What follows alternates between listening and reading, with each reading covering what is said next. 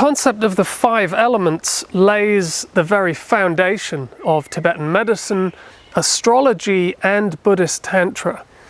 The five elements explain the structure and function of nature itself, the nature all around us, as well as the nature that produces the body and the mind, which, as we will see, the external nature and the nature within are fundamentally the same thing. At its core, the system of the five elements encompasses everything that we could possibly conceive of. It's a philosophy for not only understanding nature, but also the inherent processes of living and dying. Now, before we begin, just to avoid any confusion, Tibetan medicine actually incorporates two different systems of the five elements, one of which is very similar to the five elements of Chinese medicine, which includes wood and metal. And this relates primarily to astrology, the transition of the seasons, and how the seasons impact our health and well-being. Now, this is something that we're going to have to explore separately at a later date because it isn't relevant to this discussion yet. Right now, as an introduction, we're going to be exploring the five primary elements, which are earth, water, fire, wind, and space, because these are understood to be the building blocks that create this phenomenal reality that we are a part of. The systems of medicine and spirituality in Tibetan culture understand reality to consist of many different dimensions, and every one of these dimensions is produced from the five elements. The five elements expand to give birth to the universe and everything within it, but then they also contract and cause the eventual destruction of all phenomena. Now, this presentation is designed to work in chronological order, so each chapter expands upon and builds on the previous chapters, going into a little bit more detail each time.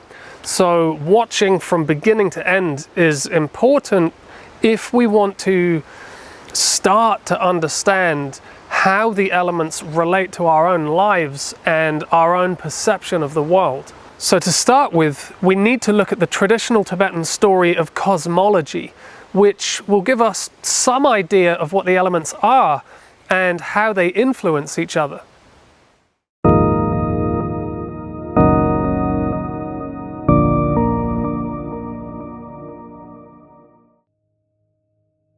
According to Tibetan cosmology, before the origin of all life as we know it, the five elements are said to have existed in their pure, enlightened form. They were not substantial or material of any kind, but they existed as five pure lights in a non-physical dimension, the most subtle dimension possible. The lights existed within an infinite openness, a limitless expanse that contained no matter or substance of any kind, and this was a vast and never-ending emptiness. It was the mother of all things. It was the space element, and while the space element was utterly empty of objects or movement, the five pure lights made it conversely full of unlimited potential. From this fertile potential, an energy was spontaneously produced, and it was the energy of movement, but it still wasn't a material object or a substance that was moving. It was more like the first primordial breath. The emptiness of space had enabled the manifestation of the wind element. As the wind began to blow, a form of friction or tension began to develop, and this generated temperature. This was the manifestation of heat. So the wind had created the conditions that gave rise to the fire element. As the primordial fire burned, it contrasted with surrounding colder temperatures and eventually caused a type of condensation to form. It was the first manifestation of moisture, so the fire had provided the circumstances necessary for the development of the water element. As the water began to permeate through the unlimited vastness of space, certain pressure and temperature variations caused it to aggregate and solidify, which brought forth the conditions necessary for the formation of the earth element, which was dense, heavy, and compacted.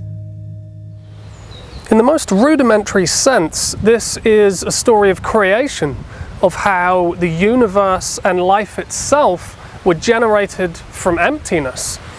But what's important to reflect on here, though, is that all of the elements actually produce one another. So wind produces fire, fire produces water, water produces earth, and so on. So the elements are all interconnected and completely interdependent. Each of the elements describes a type of energy. Space is openness and possibility. Wind is movement. Fire is heat. Water is fluidity and cohesion. And earth is solid and heavy. And while each of the elements have very unique and individual characteristics, they can't exist alone or in isolation. They're all inseparably part of the same fabric of reality. They are part of the same overall nature. The five elements are therefore responsible for everything that exists. There is nothing that isn't fundamentally produced from the five elements. And this is a wonderful and poetic concept. It's so simple that even a small child could understand this quite easily. But it's so much more than a basic philosophical story. It's actually one of the most practical ways of perceiving things. Very easy for us to test the truth of this for ourselves. But to start with, we need to zoom out as far as possible.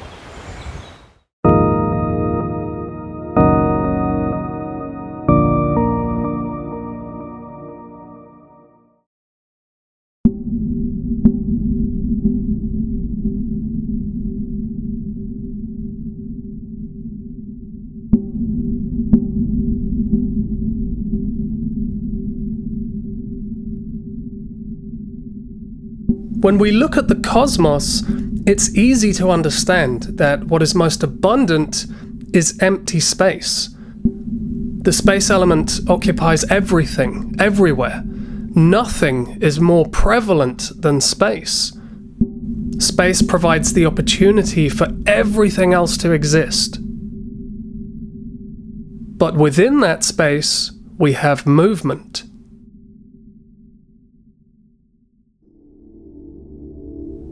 There are solar winds and galactic super winds that are high-speed waves of energy traveling through space. There are innumerable planets, each rotating on an axis, but also migrating along specific, highly organized helical trajectories through space.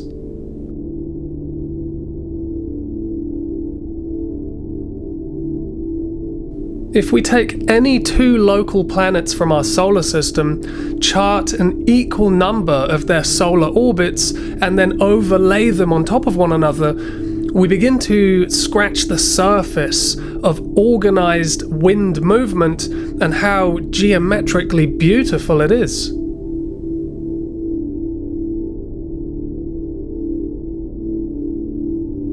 All of this cosmic movement energy is driven by the wind element. In essence, the wind element is what animates the cosmos.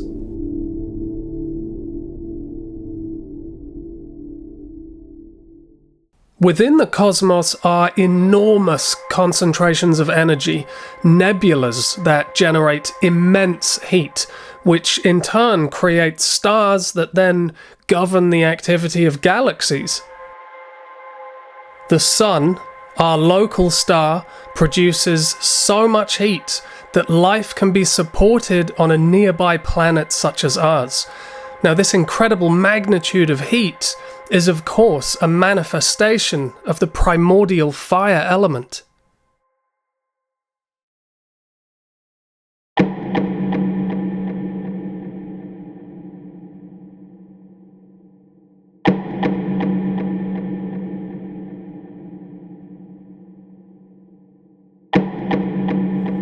Throughout the cosmos, there are countless planets and moons, many within our own solar system, which contain large bodies of water and ice.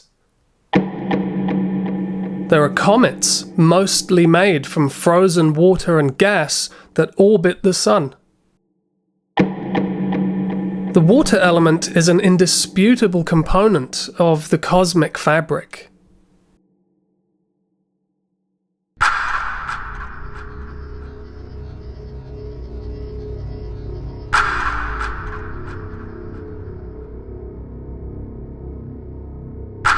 Then we have dense, heavy, dry, rocky material and dust that forms the outer crust of many planets. Even within our own solar system, there are millions of asteroids, fragments of nomadic Earth that travel through the emptiness of space. Now, of course, we can analyze all of these phenomena on the molecular level and discover millions of different compounds that actually constitute matter. But on the most fundamental level, everything that exists, from the inconceivably vast to the most minuscule, even the structure of atoms with their protons, neutrons, and electrons, everything that exists is understood to be produced from the 5 primary elements. The atom even reflects the same structural movement patterns of the cosmos. The macrocosm and the microcosm are really fractals of the same phenomenon, the 5 elements, which are the primordial energies, the building blocks of the cosmos. But to gain a more familiar understanding of the elements, we can observe them through our home planet.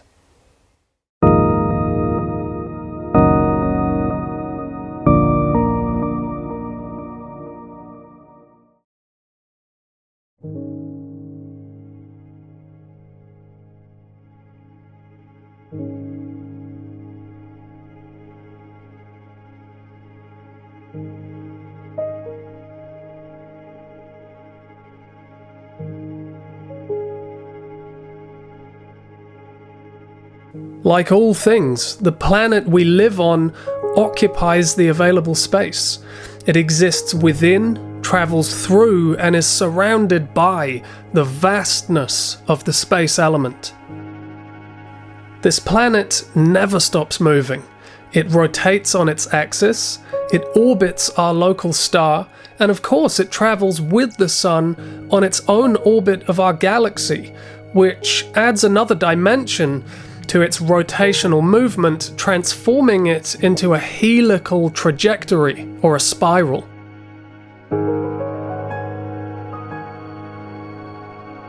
Now, this movement is all driven by the energy of the wind element. But on a more immediate level, we're all familiar with the movement energy of wind.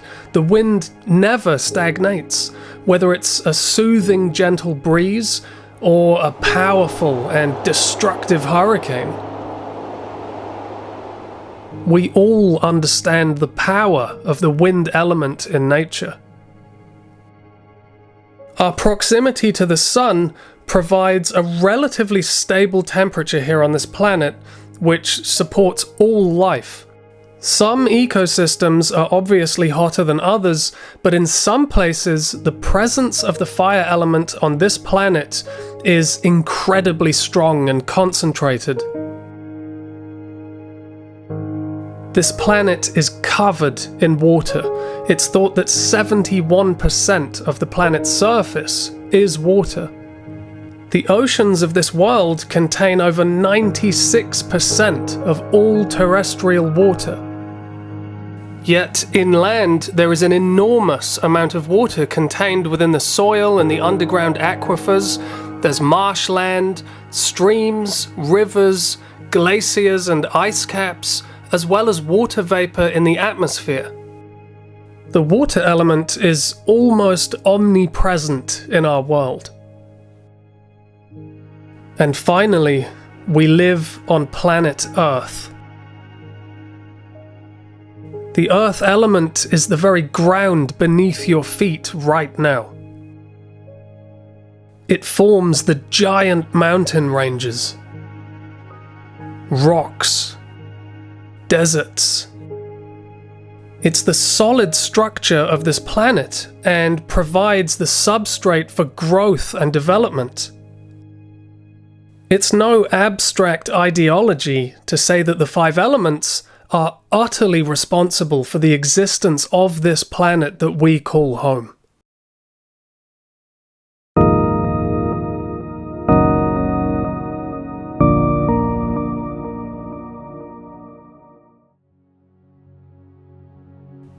Just like the planet, our bodies also occupy the available space. The space element is a prerequisite for everything else to exist.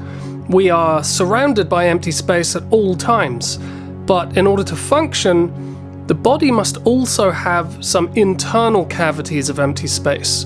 Vessel organs like the stomach, the gallbladder, and the urinary bladder, and really the entire gastrointestinal tract, including the esophagus, the small intestine, and the colon. In a sense, it's kind of like a hollow tube that must have empty space inside in order to digest food, liquid, and fuel the metabolism. And of course, the lungs also contain the bronchi and alveoli, branches of empty space that allow gas exchange with the bloodstream and facilitate the processes of life. The breath is obviously the more tangible manifestation of wind within the body. We cannot abstain from air for long at all. Therefore, the wind element is absolutely crucial to our existence. But remember that wind is the energy of movement. The internal wind element is literally the animating force of the body. It gives us locomotion, but it also drives the process of peristalsis, the movement of nutrients through the body, the nourishment of cells, and the subsequent elimination of waste. The internal wind is what commands the various branches of the nervous system. The movement energy of wind directs all biological functions.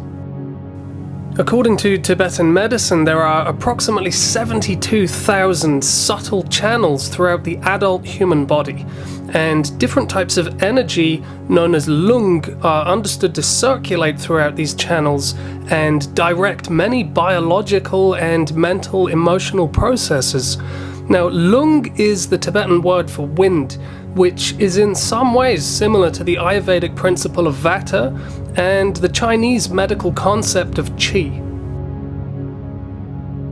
Like our planet, the physical body must also maintain a relatively stable temperature in order to function. Our digestive function is also governed by the fire element. It's a process of literally cooking food down into tiny absorbable nutrients to produce healthy new blood that nourishes the body. So robust health is very much built upon a strong digestive fire at the core of the body.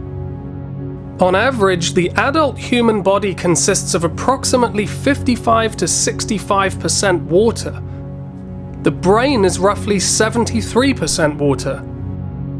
We are filled with fluid channels that transport blood and lymph, glands that secrete hormones, cells filled with cytoplasm, extracellular fluid, reproductive fluid, and waste products like urine and sweat. There is no metabolic function that isn't completely dependent on the water element. The earth element is represented in the dense physical frame of the body, more than 200 bones that make up the human skeleton. The series of cartilage and ligaments that join the bones together, and the system of muscle tissue that's held together by tendons that are located all the way from the head to the feet. The earth element provides form and structure. It's what allows the body to articulate and coordinate. Without the foundation of earth, we would be like a puddle of jelly that couldn't function at all. But if we want to understand the elements properly, we need to see how they produce and influence the most subtle dimension of our being, the mind.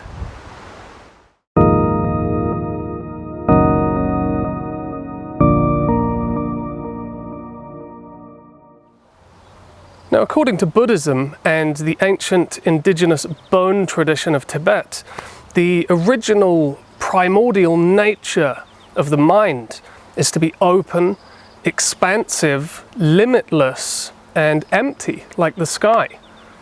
So the mind's true nature is to be still, to be peaceful and tranquil. And so just like the story of cosmology and the origin of the universe, the mind also arises from this same emptiness. So the mind's true original nature is the space element. But for most of us, our day-to-day experience doesn't always seem to manifest in spacious, peaceful equanimity. And this is because within the space of the mind, there is a lot of movement. The mind is focusing on information constantly, thoughts are just unrelenting. There is this internal dialogue that never seems to unwind or take time off. And all of this movement activity within the mind is, of course, the wind element. Now, by its very nature, wind is light, restless, and it's very changeable. So just like the weather all around us, the internal wind can be very subtle and gentle, or it can be very forceful. The wind element can increase emotional sensitivity, and it can promote creativity, and its changeable nature can provide a kind of intellectual flexibility where we become better able to just let go of things rather than clinging onto something long after its usefulness has been exhausted. But the thing is, if the wind blows with too much strength, we can become very unstable. Feelings of anxiety and fear can increase, and maybe we struggle to finish things. We end up moving around from one idea to the next constantly, never really putting down roots anywhere. And so, lacking a sense of gravity, it becomes very easy to feel disoriented because we are being literally blown around psychologically in all directions. The fire element can manifest as excitement, enthusiasm, and in a strong work ethic. So being very focused, very driven, and seeing projects through to the end no matter what. Now, fire also creates an intellectual sharpness, a kind of perceptive faculty that is discerning, and it's very good at problem solving.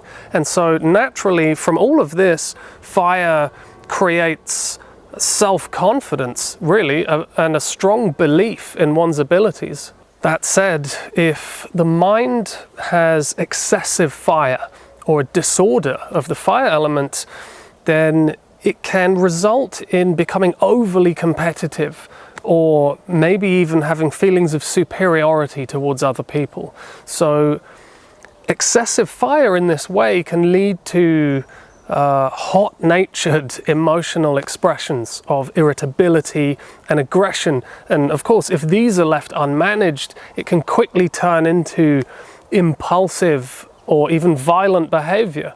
The water element manifests as emotional fluidity, which is an ability to adapt to changing circumstances, and also as a sense of contentment and satisfaction.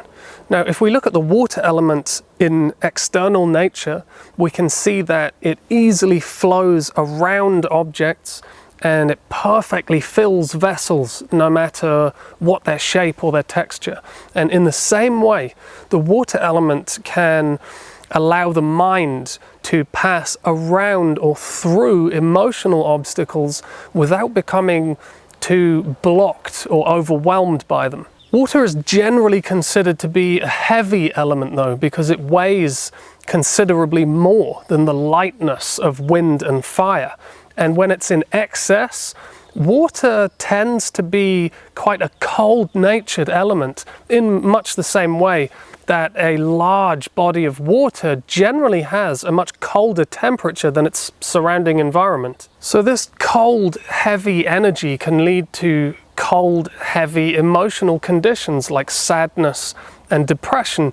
And if you think about it, the contentment of water comes from just flowing and just being.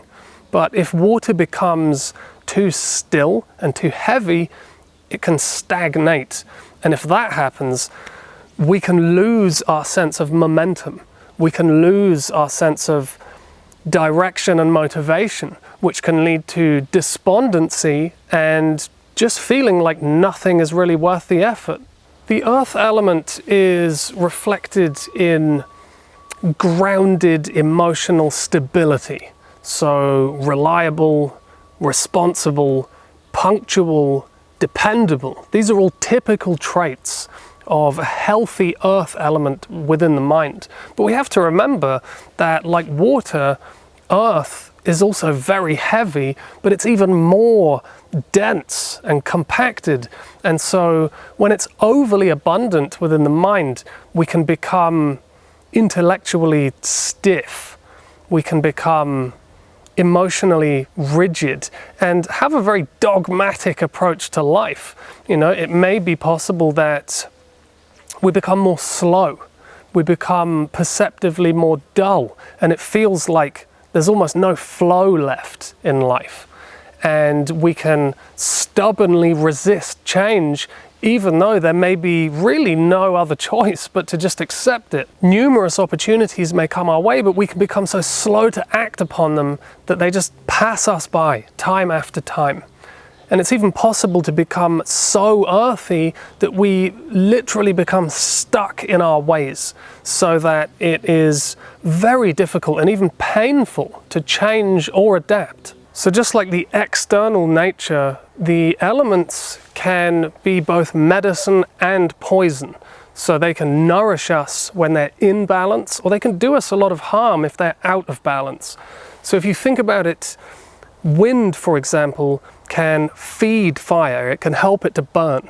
But if wind becomes too strong, it can blow the fire out completely. Or fire could keep us warm, safe and comfortable on a very cold winter's night. But if the fire becomes too strong and it gets out of control, it can destroy everything very, very quickly. So in this way, there needs to be a kind of harmonious synergy between the elements if we're going to achieve mental, emotional, and physical well-being and stability.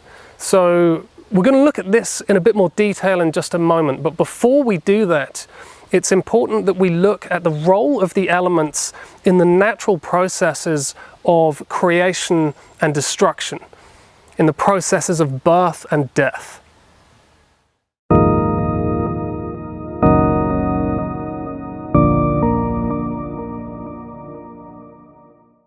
According to the Tibetan medical understanding of embryology, when a new life is conceived, the reproductive fluid from both parents will contribute towards the physical constitution of the developing baby. However, the mind of the child is not believed to originate from the parents, but instead from the ongoing stream of consciousness that is incarnating into this physical dimension. This consciousness brings with it a very subtle form of the five elements that are beyond physical experience. And it's these subtle five elements of the mind, combined with the genetic essence of the five elements from both parents, that direct the development and maturation of the baby.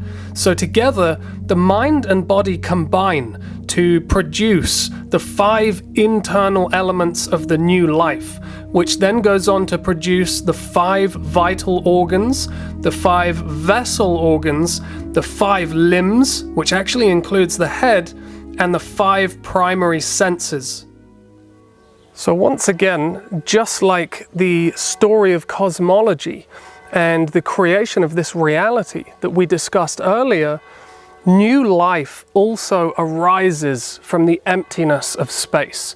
The space element is the original nature of the mind, but as the embryo begins to develop physically, it is the empty space within the womb that accommodates this development. The space element produces a subtle wind, a developmental wind that promotes growth and movement, and also creates the subtle anatomy of channels and energy junctions throughout this emerging new body. The space element has the strongest influence over the development of the heart, and the heart is understood in Tibetan medicine to be a highly conscious and perceptive organ, filled with emotion and memory, and of course every other metabolic process begins and ends with the heart. Now, the internal space element is also responsible for the growth of the small intestine, as well as the sense faculty of hearing. Aside from fueling the initial growth of new life, the subtle wind that arises from space lends its full potency to the development of the lungs and the respiratory system, and subsequently the colon and the tactile sense of touch. The movement of wind begins to generate heat, and the subtle fire element begins to take on its physical form, causing the formation of the liver, the gallbladder, and overseeing the process of digestion. Now, the internal fire element also gives rise to the sense of sight. As the fire element matures, it causes a type of condensation to form within the body. Now, the subtle water element becomes more substantial and encourages the growth and function of the kidneys and the regulation of fluids within the body. Now, this also enables the formation of the urinary bladder as well as the sense of taste.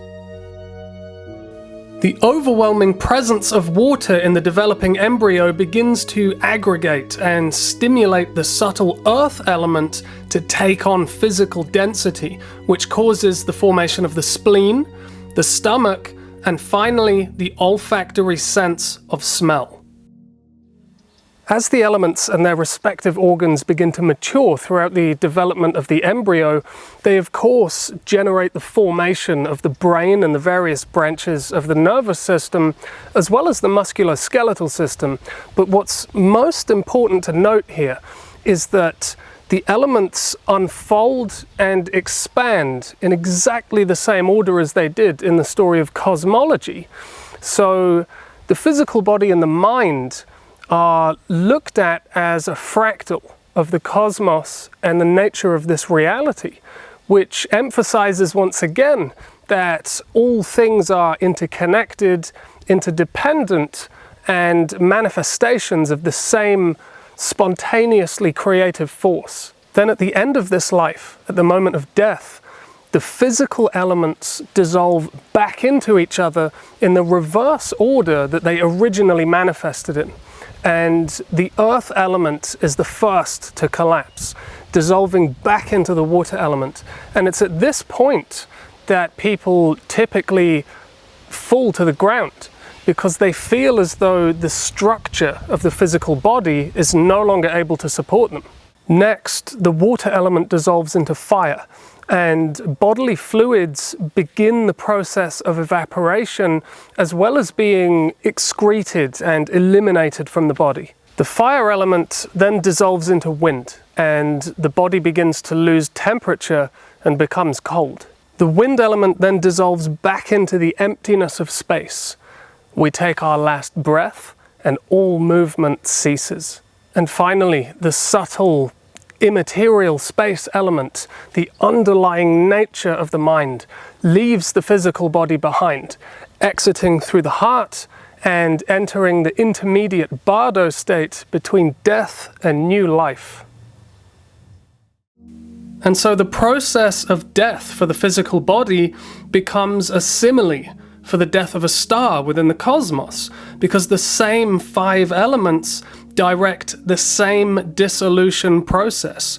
So in this way, we are considered to be not separate or in any way independent from the cosmos and the nature all around us.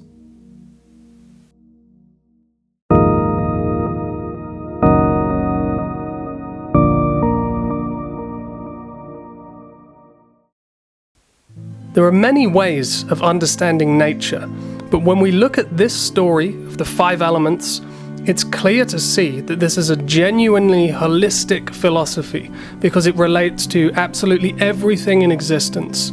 The cosmos, Gaia, the physical body, the mind and the emotions, health and disease, relationship dynamics, birth, life, and death.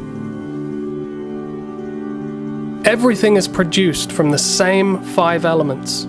Everything eventually dissolves back into the emptiness of space. Everything is impermanent. And it's not some cosmic type of 5 elements that makes up the universe and a completely different flesh and bone type of 5 elements that makes up the physical body. It's exactly the same 5 elements.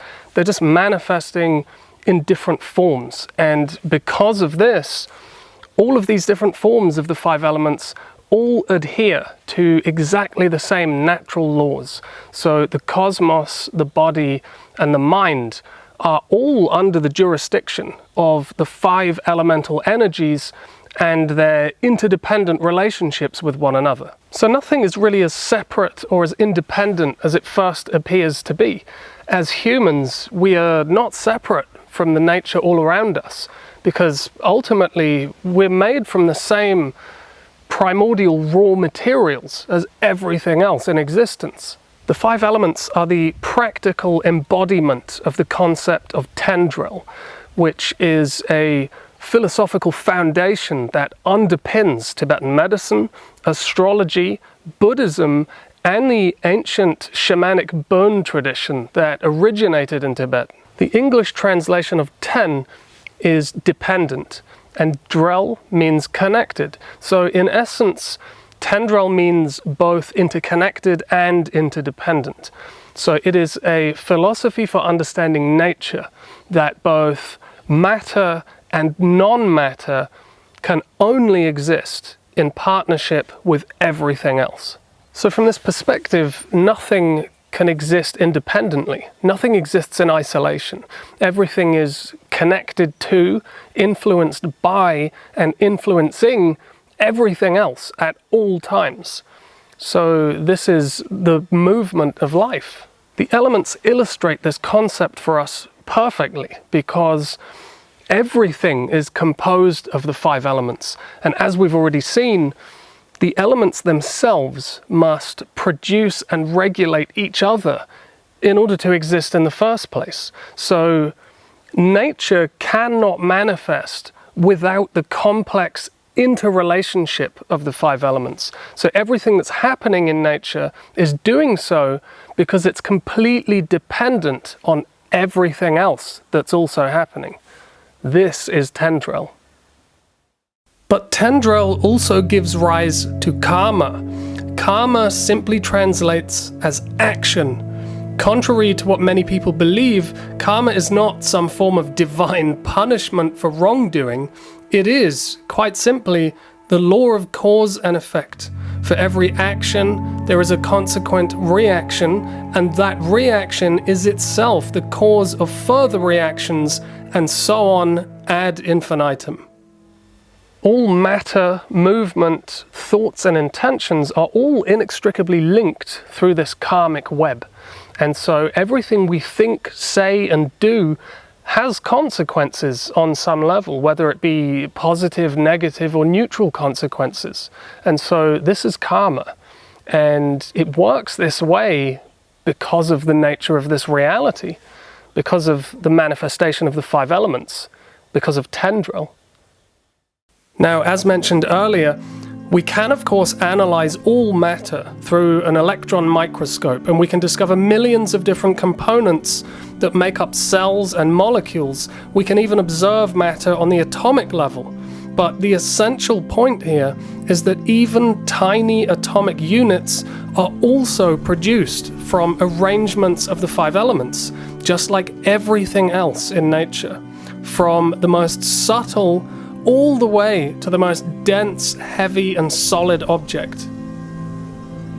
The elements are actually what make all people alike. We are made from the same basic ingredients, and so we are essentially all the same, yet we're not all exactly the same. There is sameness, but also uniqueness and individuality. And this is because the amounts, arrangements, and relationships between the 5 elements can vary a lot from one person to the next. We have different body types, different metabolisms, different personalities and temperaments, different strengths and weaknesses. The elements unite us on a common ground, yet they also cause distinctiveness between us, as they do with everything in nature. Remember that the elements are interconnected and interdependent. They influence each other and they're able to produce harmony or disorder. Even within a single element, all 5 elements can be found. Let's take the ocean as an example. At first glance, the ocean looks like it's just a large body of water, but upon closer inspection, we can see that the water is occupying a large amount of available space. The ocean has fluctuations in temperature, which involves the fire element. It has a constant tidal rhythm, movement energy that is of course made possible due to the wind element. And finally, the ocean water is a rich source of minerals and metals which are produced by the earth element. Healthy soil is another example. Soil is the embodiment of the earth element, but it also needs warmth, moisture, space, and movement within the soil to allow plants and microorganisms to flourish. But of course, if one or more of the other elements is lacking or overly abundant, it will cause an imbalance where the soil becomes either waterlogged or too dry and compacted, which obviously leads to problems within the soil ecosystem. Even within the body, if we look at the liquid of blood, we can obviously see the water element, but the blood must also circulate and move, which requires the wind. It must maintain a stable temperature, which involves fire. It contains structural molecules, which are more earthy in nature, and of course, the cardiovascular system takes up a lot of space. So wherever we look, the 5 elements can always be found, with absolutely no exceptions. They are the dynamic structure of living nature. The elements are not simply a way of dividing everything into 5, though. It is the way that these primordial dynamic forces interact with and influence each other that is really important on a practical level. And it's for precisely this reason that we can never really understand the elements in isolation from one another, because really they are different qualities or different attributes of the same overall nature. And so when we're looking at isolated examples like the ocean or the soil or the blood, none of these things could exist unless they contained all 5 elements. In an ideal situation within the body and mind, the relationship between the elements will be harmonious. So space will provide the opportunity for all the other elements to exist, whereas wind will allow the elements to circulate, it will promote movement, and it will gently fan the flames of fire. Fire will then provide the heat for our digestion, for our metabolism, and it will also regulate the water element from becoming too abundant and too cold. And likewise, the water will temper the heat and actually stop the fire from becoming too aggressive, too dominant and destructive. And so this well-managed movement, temperature, and fluidity can then nourish the earth, keeping our physical structure in good shape and preventing it from becoming too dry or too humid, too hot or too cold, too light or too heavy. And so when we have the elements interacting harmoniously in this way, robust physical and mental health will be the result. Alternatively, the elements can create imbalance. For example, somebody may have an excess of earth and water And because these elements are generally quite cold-natured and quite heavy, it may cause the person to lack sufficient fire or even wind. Now, this could predispose somebody to weak digestive fire, to a slow metabolism. They may find it very easy to gain weight and very difficult to lose weight, and possibly they may lack the drive necessary to have a physically active lifestyle.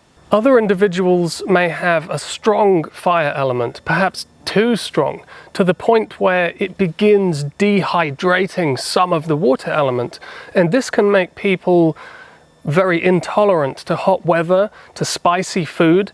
They may have quite an aggressive, hot-natured temperament that cannot be easily cooled due to the deficiency of the colder elements. Or perhaps somebody has a predominance of the wind element, and the wind may blow too strongly to the point where it diminishes the fire rather than feeds it, which can result in decreased body temperature, and the dryness of wind can actually reduce the water element and the fluid stability that it provides.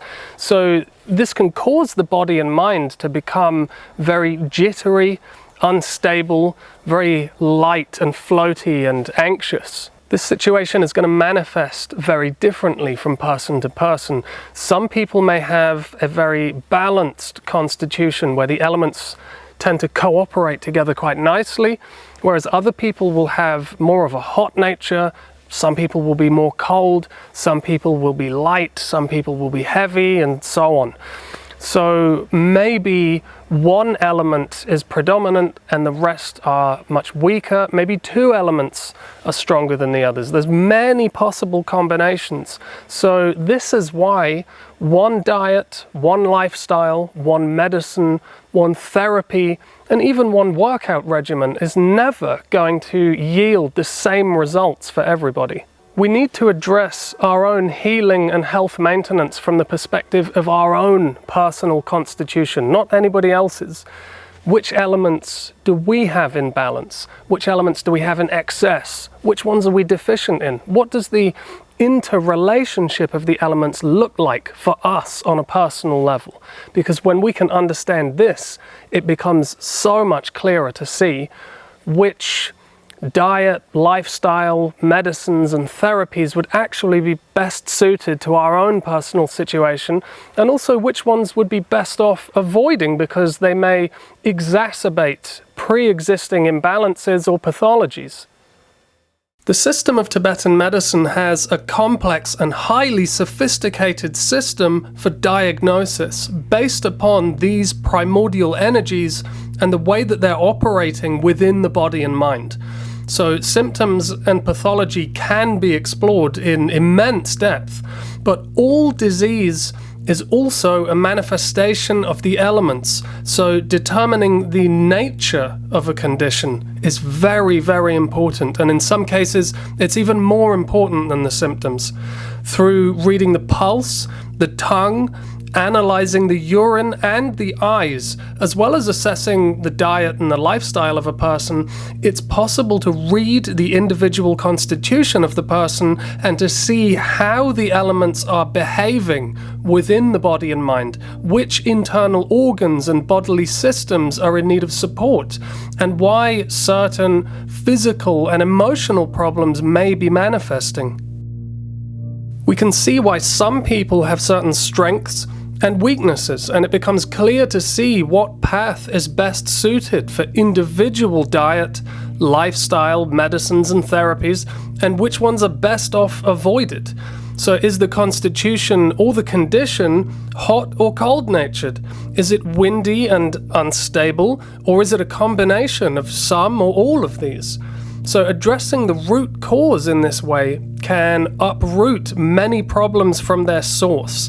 Some pathologies are very simple to address and others are much more complex, but by looking beyond the symptoms and seeing why the symptoms are arising in the first place, we can try to restore a healthy equilibrium between the elements, which is ultimately where our health or disease is coming from.